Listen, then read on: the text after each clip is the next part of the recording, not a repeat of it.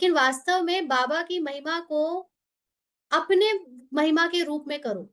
बाबा कैसा है? बाबा तो अभोक्ता है, बाबा तो खाता नहीं, मैं भी आत्मा कहाँ खा रही हूँ? ये तो शरीर खा रहा है, शरीर कर्मेंद्रियों से शरीर को ही भोजन दे रहा है। मैं आत्मा तो अनासक्त हूँ। ये अगर इच्छा और कामना जीभ को या मन को हो रही है कि मैं आज गुलाब जामुन बना है तो मैं 2 खा लूँ, 3 खा लूँ, तो अपने को याद दिलाओ कि बाबा तो अभोक्ता है, बाबा तो कोई इच्छा नहीं करता, मैं भी नहीं करती। ये रोल में इस मन को हो रही है, अच्छा मन को वहीं कैच करो। वहीं आपके मन को होने लगा कि अच्छा 2 आज 2 गुलाब जामुन खाने का, तो तुरंत चेक करो ये मन कौन है? ये मन शरीर कलयुगी वृत्ति के हिसाब से है, मैं ये नहीं हूँ। ये मन को जो इच्छा हो रही है वो मेरी इच्छा नहीं है, मैं तो इच्छा मात्रम अविद्या हूँ। तो हर समय ज्ञान अप्लाई करो, हर समय मन पर अटेंशन रखो, ये मन क्या-क्या कर रहा है?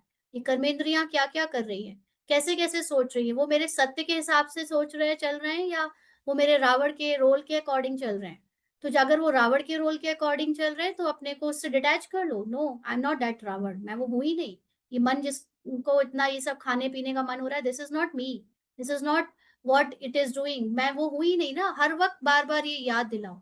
ये है बाबा की महिमा करना, अपने को आत्मा समझना। और अगर आप ऐसे सोचोगे बाबा आ जाओ, खा लो साथ में, हम भी खा रहे हैं। Are you really eating food? आप खाते हो खाना? बाबा खाता है क्या खाना? हम अभी तक भोग लगाते हैं, क्या बाबा आके खाता है? बाबा तो अभोक्ता है। मैं आत्मा भी अभोक्ता हूँ। अगर आप सत्य ज्ञान यूज़ नहीं करोगे, शरीर समझकर ये भक्ति वाले कर्म कांड में ही फँसे रहोगे, तो आप की उन्नति नहीं होगी। आप आपके अंदर जो नष्टो मोहा पवित्रता आनी चाहिए वो नहीं आ पाएगी।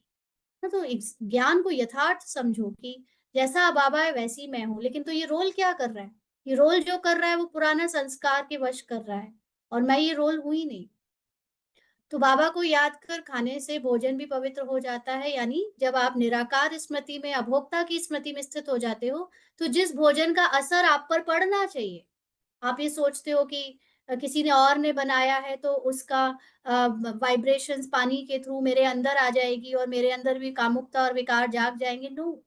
अगर ये तब होगा जब आप अपने को शरीर समझते हो और अब ये समझते हो कि दूसरा अपवित्र है क्योंकि वो रोल है और आप भी अपवित्र हो क्योंकि आप भी रोल हो, तब ये सब चीज़ें आप पर असर करती हैं। बट जब आप अपने को आत्मा की स्मृति में रोल से आगे अलग कर लेते हो, डिटैच कर लेते हो, आप अशरीरी होकर भोजन को शरीर को खाते हुए देखते हो, एकदम अलग होके कि ये शरीर कोई और है और कोई और खा रहा है, तो वो भोजन में जो भी एक्चुअली भोजन में भी कोई वृत्ति ऐसे जा नहीं रही, ये हमारे मन में डाला गया है कि किसी और ने कुछ बनाया, किसी और ने कुछ किया तो तुम्हारे ऊपर उसका असर पड़ जाएगा, but this is not true. ये नहीं होता है ऐसे। अगर ऐसा होता होता तो हम में से बहुत सारे लोग जो बचपन से इतना बाहर पी का खाते-पीते रहते, ज्ञान में नहीं आते। ना तो ये हमारे मन में डर डाला गया है कि हम जो खाएँगे उसका असर हम पे आ जाएगा। लेकिन जब आप आत्मा हो, आप अपनी उस अनुभव में टिको, तो आपको कैसे कोई और शरीर की चीज़ें अफ़ेक्ट करेंगी, क्योंकि आप शरीर हो ही नहीं। शरीर की चीज़ें शरीर को अफ़ेक्ट कर सकती हैं, आत्मा को अफ़ेक्ट कैसे कर सकती है? तो ये ज्ञान आपको ज्ञान का भोजन खाओ। आप जब तक शरीर बाहर स्थूल भोजन खा रहा है, तब तक आप ज्ञान का भोजन साथ-साथ खाते जाओ। दोनों का भोजन साथ-साथ चलना चाहिए। अगर आप साथ-साथ ज्ञान का भोजन आत्मा खाती जा रही है, तो या मन खाता जा रहा है, तो ये शरीर का भोजन उसको कोई असर नहीं करेगा। ना तो जब बाप को निरंतर याद करेंगे, तब याद से ही बहुत जन्मों के पाप कटेंगे। यानी बहुत जन्मों की पहचानें, ईगो, देह भान में बनाई हुई लेयर्स उतरेंगी। और तुम सतो प्रधान बन जाएँगे, माना ओरिजिनल आत्मा में स्थित हो जाएँगे।